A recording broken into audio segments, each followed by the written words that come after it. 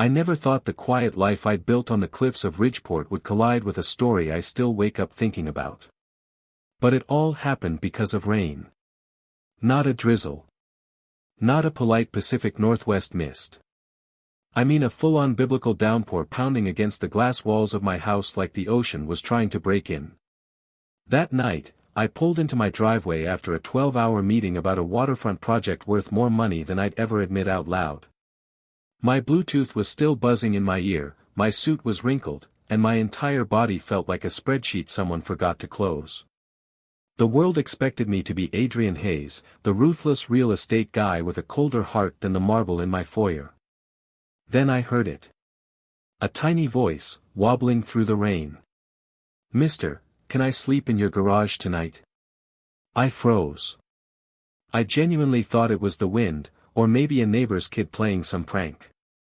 But when I turned around, she was there. Small. Soaked. Barefoot. Hugging a stuffed fox that looked like it had been dragged across half the city. She didn't run. Didn't cry. She just stood there like she'd already survived worse than a storm. "I'll be quiet," she said, eyes lifting to mine. "Just until the rain stops."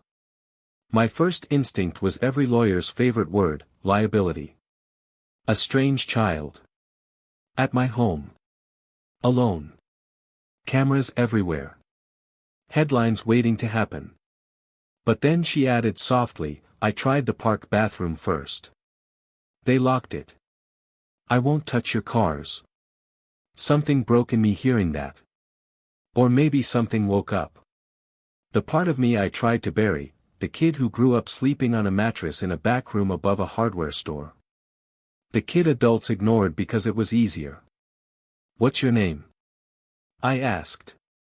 "Nora," she said. Just Nora. And that answer, just Nora, felt wrong in every direction. She shivered when lightning hit. Bruises peeked from under her sleeves.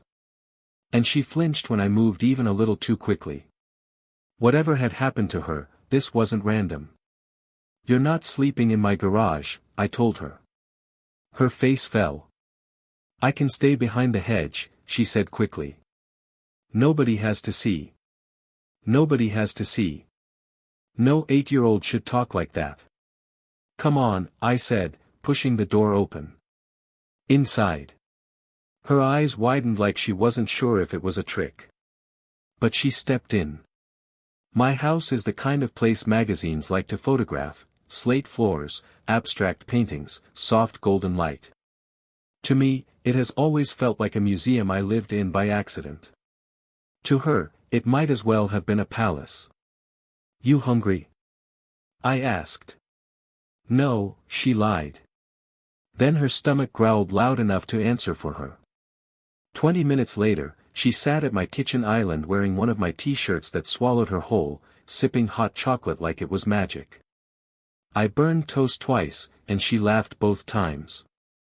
"You're really bad at cooking," she said, "crumbs everywhere." "I know," I said. "Don't expose me." She grinned. Not big. Not carefree. But real. The first real smile I'd seen in years from anyone who didn't want something from me. Later, when she fell asleep in the guest room clutching that fox, I stood in the doorway longer than I should have.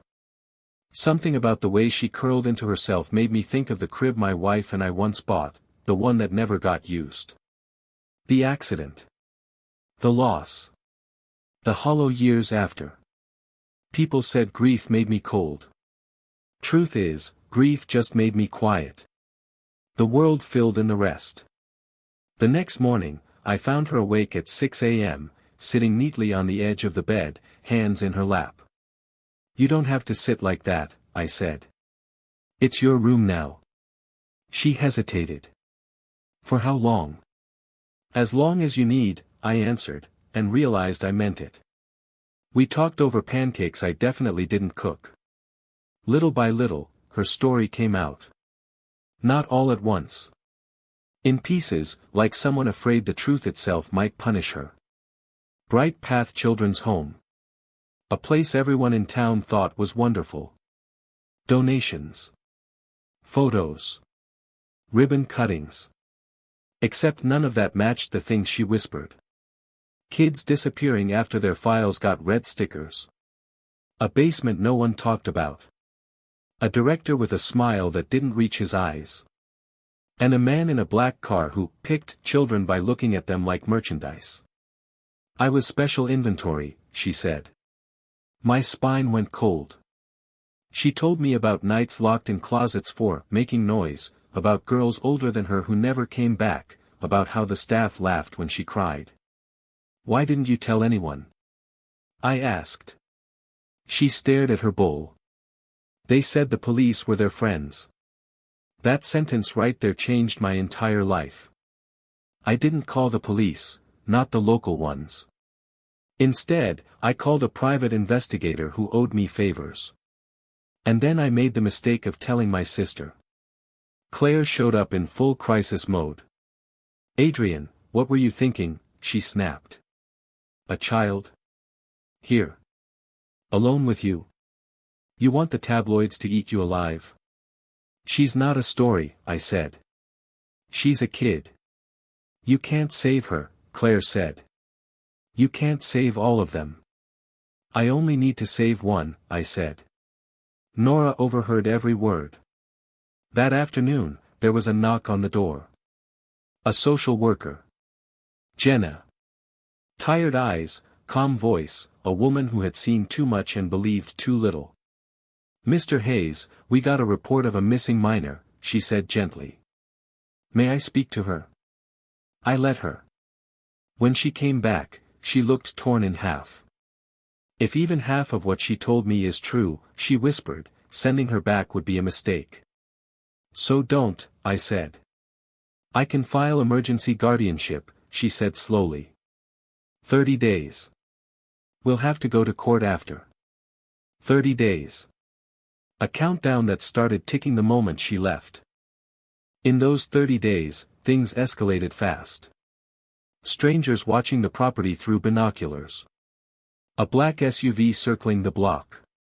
One night, someone broke into my office, rifling through drawers but stealing nothing. They were looking for her. My PI called the following morning. Bright Path is laundering kids through a foundation tied to a man named Caldwell, he said. Old money. Scary money. Not the kind you negotiate with. Caldwell. The name alone made my stomach twist. I'd run in the same social circles.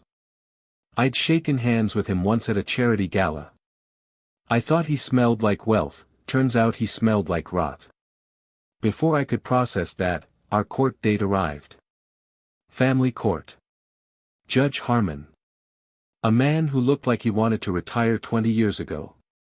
Across the aisle sat a man claiming to be Nora's uncle.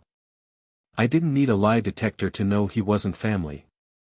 He didn't even look at her. Just at the judge. And at me, like I was the problem. His lawyer presented a stack of documents so freshly printed you could smell the toner. Our goal is family reunification, the judge said, almost bored. Mr. Hayes, this isn't a criminal investigation. It's a custody decision. But the home she came from, my attorney, Maya, started. He cut her off. She belongs with family. Nora trembled. I don't know him, she whispered. Judge Harmon didn't even look at her when he awarded custody to the stranger. The bailiff let her out. She clutched her fox. I hugged her once before she left, long and tight, slipped a small tracker into the toy, and whispered. Remember the dragonfly. Our code for safe contact. When they drove her away, she looked out the back window with this quiet devastation that nearly broke me. If you've never watched a child get handed to the people who hurt them, while a judge calls it justice, it will change you. That night, the tracker pinged. A brownstone across town.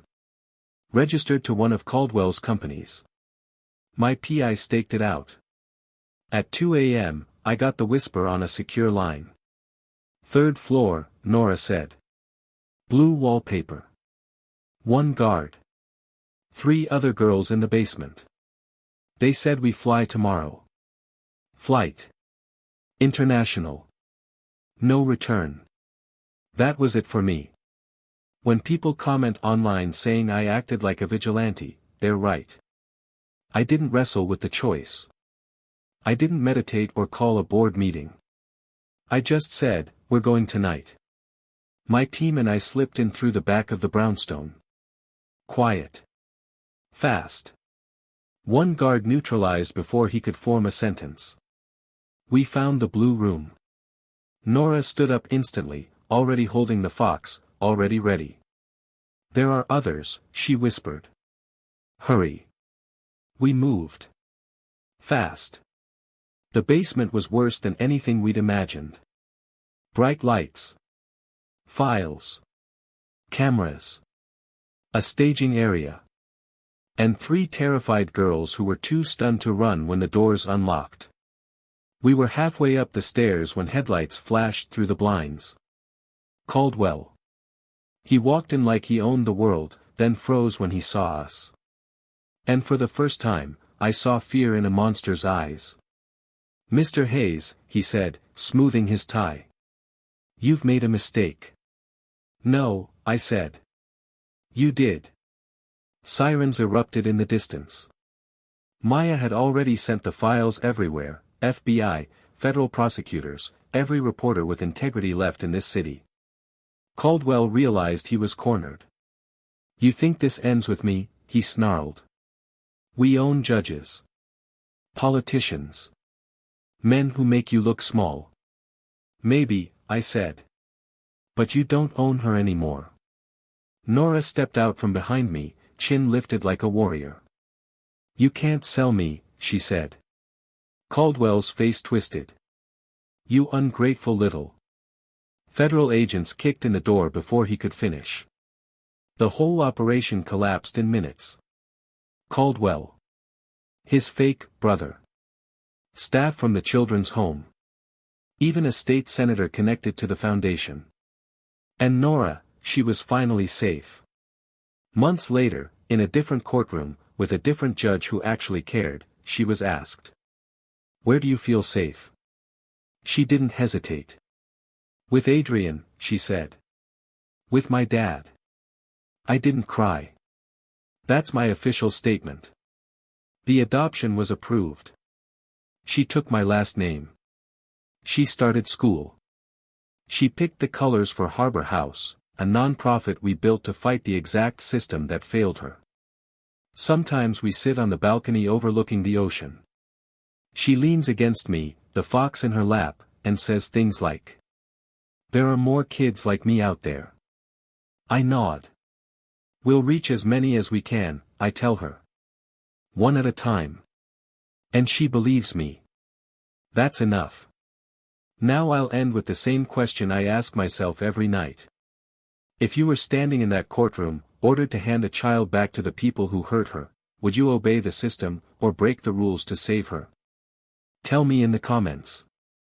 I want to know what kind of world we're living in, and what kind of world we're willing to fight for.